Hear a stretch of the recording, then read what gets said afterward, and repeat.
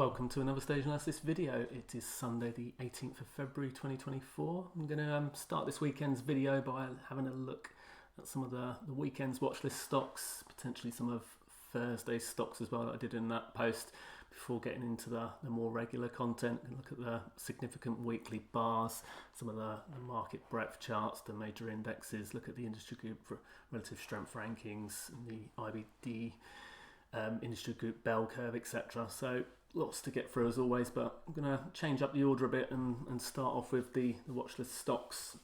Some people have liked the change there, so I'm going to start off with TOST here, so TOST.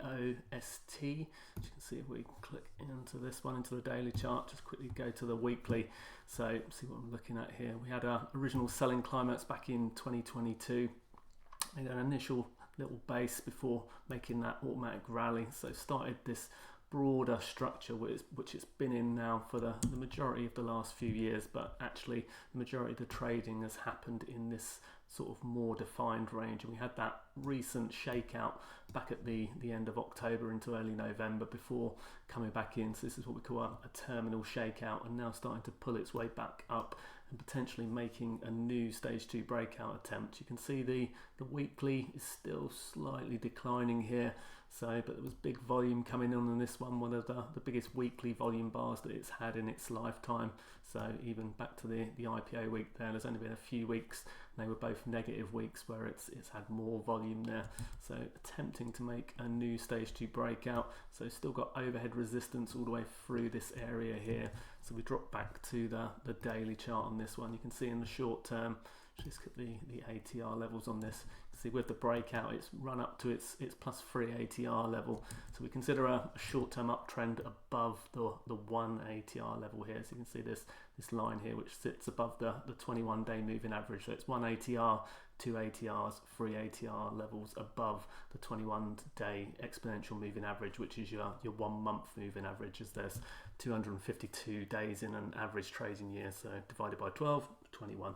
So that's why we use the 21-day moving average in there, and then we look for the ATR levels for this to get short-term trend levels and short-term extensions. So at the moment, whenever you get a breakout and it gets up to the 3 ATR level, it can run above that level, but it does show that it's a little bit extended. If you get a whole bar above the ATR level, that's when it's getting much more extended in the short term, and you would expect more consolidation. But at the moment here, looking for this to make a continuation, potentially run up, start to come back in, make some kind of a backup move, that the moving averages catch up, and for it to run higher in stage 2. If we look at the weekly on this, you may look for some kind of backup and run and start to get out through this resistance.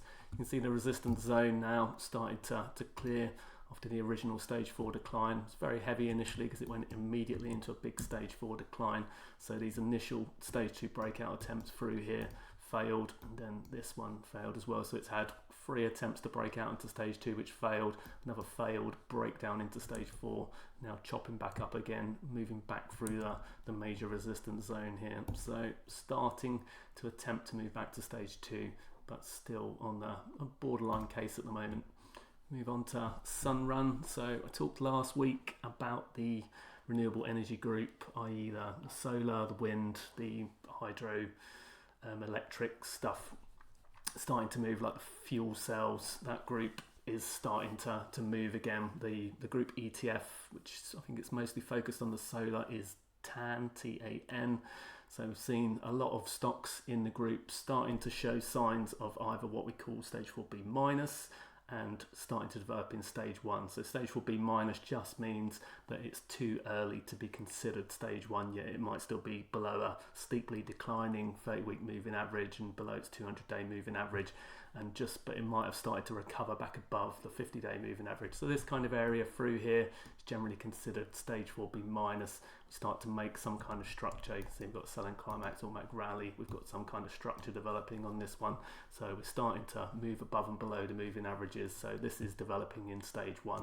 Whereas others, when they're just making that initial rebound move back through that 50-day moving average towards the 200-day, that's what we consider at stage 4B minus area. So if we look at this on a weekly chart here, that's this kind of area through here. So you get these mean reversion plays where it starts to come off the low, then you get a little move between the 50 and 200 day moving average. This is the 30-week moving average on the weekly chart here. So you can see we've got quite a broad structure on this one at the moment. So potentially your stage 1 base structure might develop through this area at the moment. You don't necessarily have to develop down to the ultimate low. You get that V-type move off, and the majority of the trading action can happen through this kind of zone. But you never know when it's going to attempt to break back down again. But at the moment it is developing in stage 1, and we're seeing multiple stocks within the group doing the same. So EMPH leading at the moment in the group, I believe. Got FSLR, you've got there's a few others, Array, so I think what's the other one, Maxon, MAXN, and multiple others, Sun Power. I think they're all doing very similar kind of moves. So this one's got earnings coming up on the 21st this week, so a couple of days away now. Was it the 18th today?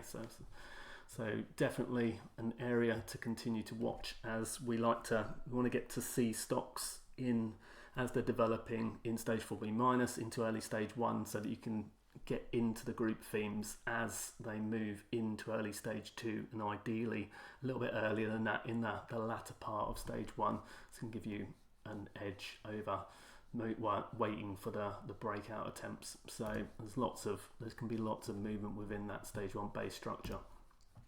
SDGR is another one developing in stage 1 here from the software group. Again, earnings coming up in a week or so. You can see a little selling climax, automatic rally type move, and starting to develop a base. Again, we go to the weekly. See, it had a stage 2 run back through the middle part of last year. So it started out in April there, pulled back in, and then made that continuation, pushed up with a strong stage 2 move. What do we have there? So roughly had a 100% move before coming straight back down again. Complete V move off the top, so parabolic into collapse. So not ideal in what you want to see. You want to see it start to build and go sideways for a while. These kind of moves be very difficult, which is why you want to start trimming sometimes once they start moving back below the 10-week or the 50-day moving average area, when you've had a strong move and it's held above that for the majority of the time. As you can see, the first pullbacks through here, this was a significant change of behavior. So we look for